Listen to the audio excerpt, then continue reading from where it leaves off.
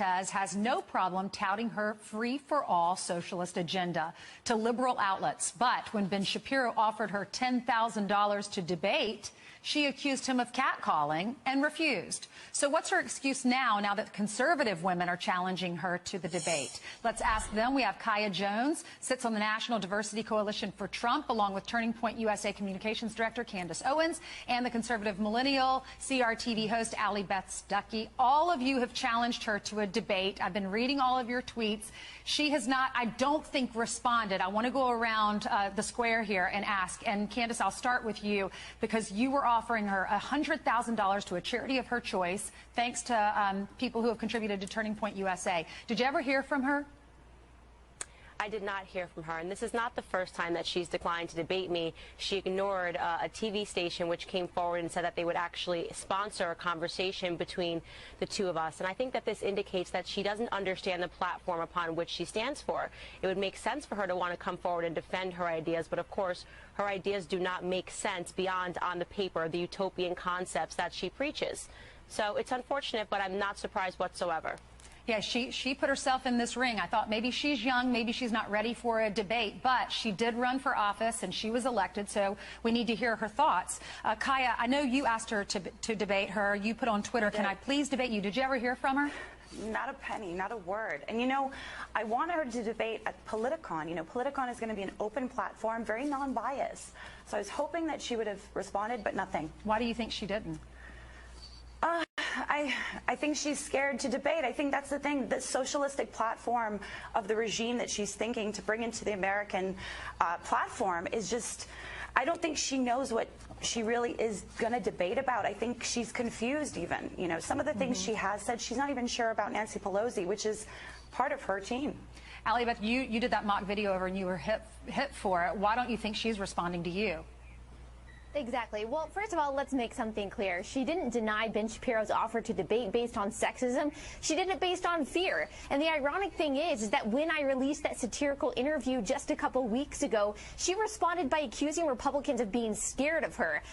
Well, considering that she has ignored or denied all requests from conservative men and women to have a conversation about the pros and cons of socialism, I would say that it's not us that is scared of her. It is she that is scared of us. That's interesting, because Nancy Pelosi said that Republicans were scared of her, too, in that interview on NBC. All right, let's look at this poll. This is a Gallup poll that Democrats view socialism more positively than they do capitalism. Unbelievable. Look at those numbers. 57% of the Democrats that were polled, they said they liked socialism. 47% said they liked capitalism. Those numbers have changed. In 2016, more Dems liked the idea of capitalism than socialism. It's changed by 9 points. Why this change? Is it because of people like Alexandria Ocasio-Cortez? I'll start with you, Candace. I actually think it's because of the Democrats and their aggressive rhetoric in response to Trump winning the presidential election. They're going to have to contend with this. The more moderate Democrats, which I think is what Nancy Pelosi and Maxine Waters actually are, have been using aggressive rhetoric, accusing everybody of sexism and of racism. And what has been born of this aggressive rhetoric is this extreme left platform which wants to create a utopian society, society which believes that money can grow on trees, which of course we know it can't. Socialism has killed 100 million people in the last 100 years. Yeah, do they not know what it's like to live in obviously they don't know what it's like to live in a socialist country, but we've had so many guests on, Kaya, that have told us what it's like, that these dictators kill their relatives. Do they just not know the correct definition? You have Paul Krugman in New York Times. He wrote this on Twitter. A funny thing happens when you demonize universal health care, nutritional aid, and unemployment benefits as socialism. Lots of people decide socialism is okay. Why do they think socialism is okay?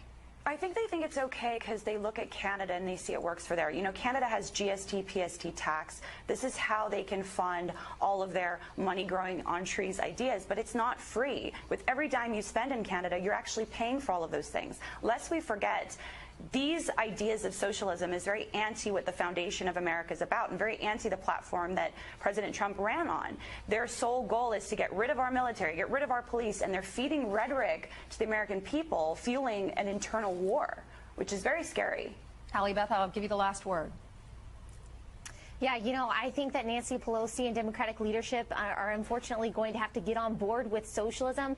This is no longer the party of the working man as it used to be maybe a few decades ago. It's the party of free stuff, and they're going to have to get on that train or they're going to get voted out. Okay, well, if Alexandria is watching, I invite her to come on Fox News, and we'll have a debate. She can choose one of you or all three of you. Maybe we could. Great topic to end the panel on is my favorite person, Alexandria Ocasio-Cortez, who has perverted what it means to be a socialist. Obviously, we know that she went to the Met Gala, but did you see that there's a little mini doc about it? So here's what it looks like to constantly fight for poor people. Let's check it out. The struggle is so real. Yes. I want to be poor, if that's what it's like.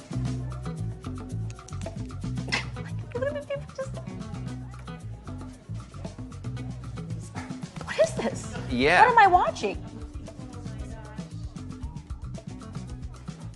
All the servants have masks. There's someone putting lotion on her arm.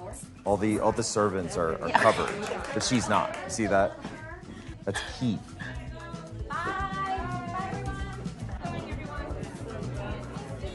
Poverty. Yeah. First thing that comes to my mind, struggling people. The struggle is real. Look how they carry the train. See how they're carrying the train for her? I think it's hilarious that the designer of the dress is a tax cheat, too. Oh, yeah. Of course. In the tax the rich. Oh, yeah. Oh, thank you so much. We're in the van on the way there. Rebecca's in here and others, the designer and stuff. So we're like in there. We're gonna hit the carpet and. Just gonna continue our up talking while we.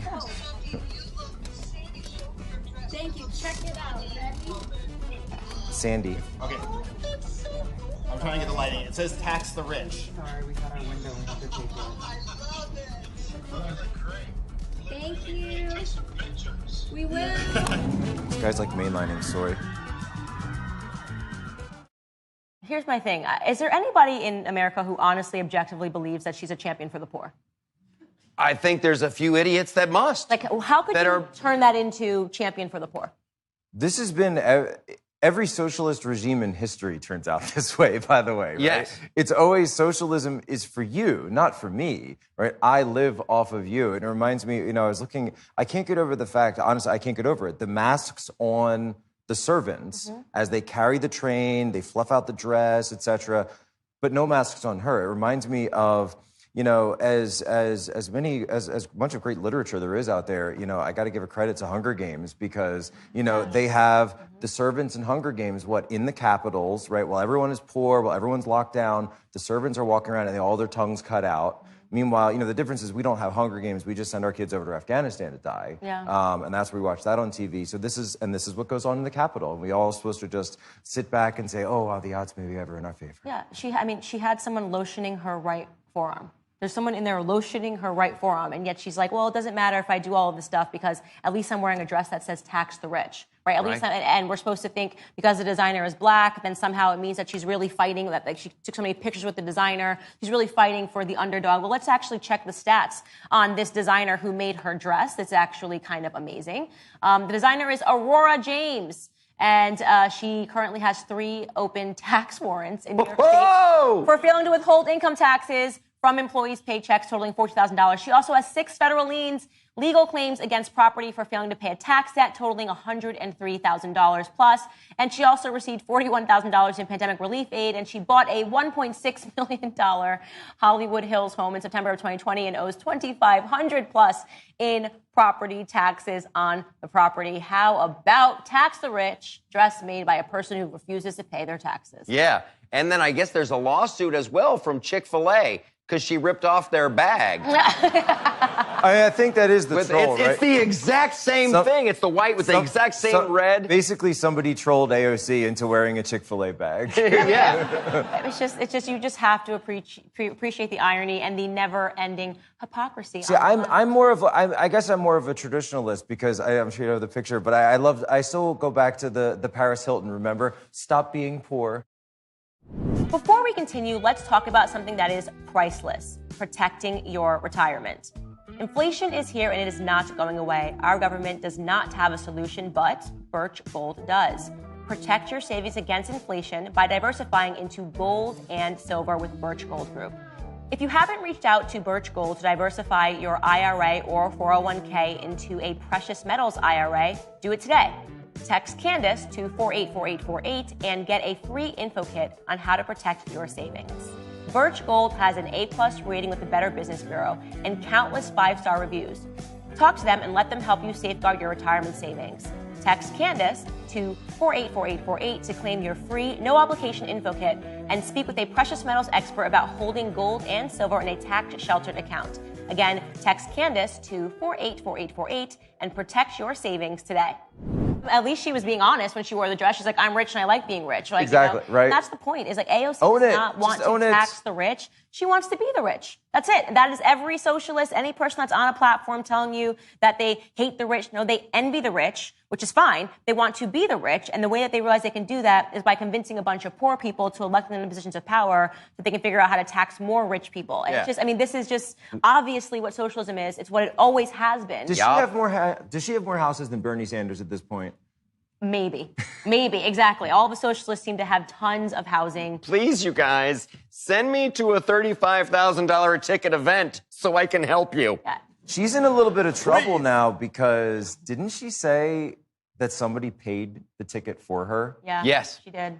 Yeah, there's the thing. There's this thing called congressional ethics laws. You can't just give a congressman a $35,000 gift. So she's going to be in a little bit of trouble because I want to know who paid that ticket. Yeah, I mean, and by the way, this doc was done by Vogue. I mean, there's nothing more elitist than do these constant stuff she's doing with Vogue. She's on Glamour. I mean, she wants to be an elitist. Does that feel attainable to you? Walking out, having people snap photographs of you, having somebody lotion your forearm. I mean, yes, every day. Every single day it happens. You don't. Yeah, I know, exactly. So, I mean, hypocrisy never ends with the left. Thanks for joining me on this segment of Candace. If you like this video, subscribe to this YouTube channel and ring the bell to get notifications on new videos. To watch or listen to the full show, become a member at dailywire.com/subscribe. Use code Candace for 25% off your new membership. I did not want my last tweet in 2021 to be AOC. I really didn't want it to be her. But I see her trending, and AOC has been giving DeSantis all this talk. They're not doing it right. We got more lockdowns. We need to be triple masked. You know, we need to be forced vaccinating everybody. Until she wanted to have some fun on New Year's Eve. Then she was like, oh, let me go to a free state of Florida, obviously, and have a good time. And somebody catches her with her boyfriend with some questionable sandals on, and people begin tweeting, you know, because this is hypocritical and the sandals are ugly. People want to know what's going on. And that of course, that is the definition of white privilege. Right? That is what white privilege looks like. Right. Going out in public looking like that. Right, exactly. You have to just enjoy this. And so she responds to this obvious attack, calling her hypocritical because it is hypocritical. If Republicans are mad they can't date me, they can just say that instead of projecting their sexual frustrations onto my boyfriend's feet. Yeah, creepy weirdos.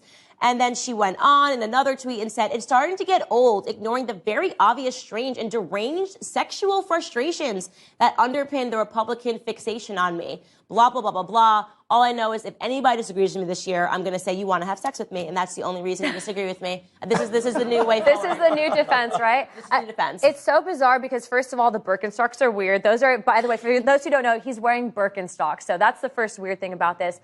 But I think it's really interesting that she's completely just taking that, saying that people want to have sex with her. I mean, newsflash, we're Republicans. We don't want to have sex with AOC. Right. So. Seriously. It's so childish. AOC Marxist Antoinette, right? The peasants in your district are starving and they have no COVID test. Let them drink cake martinis. Right. Let them drink the cake martini. Come down to Florida. Florida has a very proud tradition of accepting communists who destroyed their homeland and have to go to Florida for refuge. It's just normally they came on a raft and not a first-class ticket. And normally they're very thankful when they get there, not trying to dunk on the governor, who, by the way, she sent a venomous tweet about Ron DeSantis, who is comforting his wife going through breast cancer treatment in Tampa, Florida. He has 3 children. He has a 1-year-old. You know what that's like, Candace. I know what that's like. It's a handful. Maybe if AOC had children, right, she would understand this. She's not having children because climate change. She's on the one-child policy. I think she's not having children because her husband looks like that, but that's beside the point. What I'm saying, I love you, mean it. What I mean is, how dare you, right? How dare you? You are a communist who has destroyed New York's 14th district. Your policies have wrecked this district. It is currently under incredible siege from COVID and crime and defunded police and all the horrors going on in New York City. Have you been back to New York? It is a hellscape. And then you have the audacity to come down to Florida and attack our governor as a communist. Such ungratefulness. Shame on you. We'll get right back to the show in just a minute, but first, I wanted to take a moment to wish you all a happy new year. One of my resolutions is to continue to prioritize family time around the dinner table, and a great way to make mealtime easy and convenient is by using Good Ranchers. Good Ranchers sends 100% American meat straight to your door. It's high quality, ethically raised, sustainably sourced, and absolutely delicious. Their beef is prime and choice graded, and their chicken is better than organic. It's all individually wrapped and vacuum sealed, which makes it super quick and easy to cook. Plus, they have a great selection of cuts to choose from, including fillets, pre-trimmed, pre-seasoned chicken breast, T-bones, salmon, and more. You just take it out of the box, put it right into your freezer or fridge, and enjoy. Right now, you can get $30 off their already low prices by visiting goodranchers.com/Candace or by using my code Candace at checkout. You can do a one-time order or subscribe and save an additional $25 on each box. This $30 discount is the biggest discount code they've ever offered. So go to goodranchers.com/Candace and use my code Candace to save big and start the new year with a company that makes it easy to get high-quality, affordable meat from hardworking American farmers. I want to leave her in 2021. I just feel like, who's buying this anymore? Like, I mean, she eat the rich, goes to the Met Gala and gets dressed and has a team of photographers following her. You know, lockdown forever, goes down to Florida and is taking shots. There's a video, I think we have a 6-second video of her partying with drag queens. She loves it, in though. Florida. She absolutely does not, like, she means nothing that she says. And yet you still have people cheering her on. I mean, look at this.